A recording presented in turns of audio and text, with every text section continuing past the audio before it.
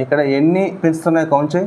Okay 1 2 3 4 5. ఏవైనా count చేయమన్నప్పుడు మనం ఎక్కడి నుంచి స్టార్ట్ చేస్తాం? 1. ఎక్కడి నుంచి స్టార్ట్ చేస్తాం? 1 2 3 4 5 అండ్ సో అన్నమాట. సో ఇలా కౌంట్ చేసే నెంబర్స్ని ఏమంటామంటే నేచురల్ నెంబర్స్ అంటారు. ఈ నేచురల్ నెంబర్స్ని దేంతో డినోట్ చేస్తామంటే ఎన్తో డినోట్ చేస్తాం. ఓకేనా?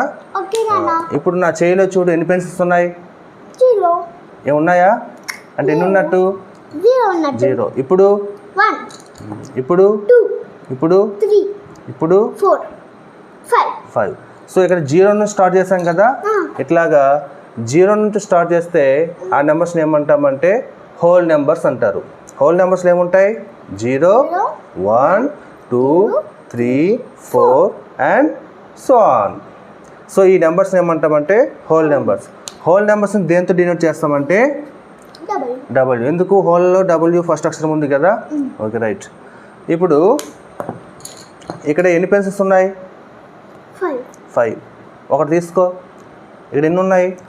4 ఉన్నాయి. ఇప్పుడు నీ దగ్గర ఉన్నది ఎంత? ఎన్ని తీసుకున్నావు? అంటే -1. ఇది తీసుకో. -2. -3. -4.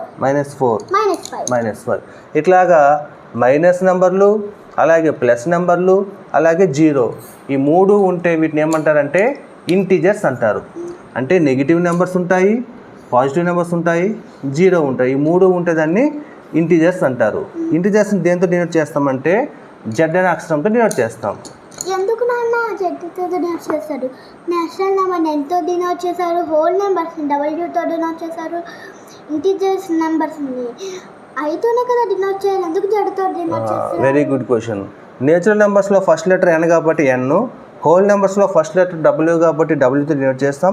మరి ఇంటీజర్స్లో ఐతో డినోట్ చేయాలి కదా, మరి జెడ్తో డినోట్ చేస్తామంటే జెడ్ అనే పదము అక్షరం ఎక్కడ వచ్చిందంటే జాలెన్, ZAHLEN, జాలెన్ అనే ఒక జర్మన్ పదం నుంచి వచ్చింది. జాలెన్ అనేది ఒక జర్మన్ పదం. జాలెన్ అంటే అర్థం నెంబర్స్ అని అర్థం. నెంబర్స్. దానికి ఇంకొక అర్థం ఏంటంటే టు కౌంట్, లెక్క పెట్టడం అనే అర్థం కూడా వస్తుంది అనమాట. సో జాలెన్ అనే జర్మన్ పదం నుంచి వచ్చింది.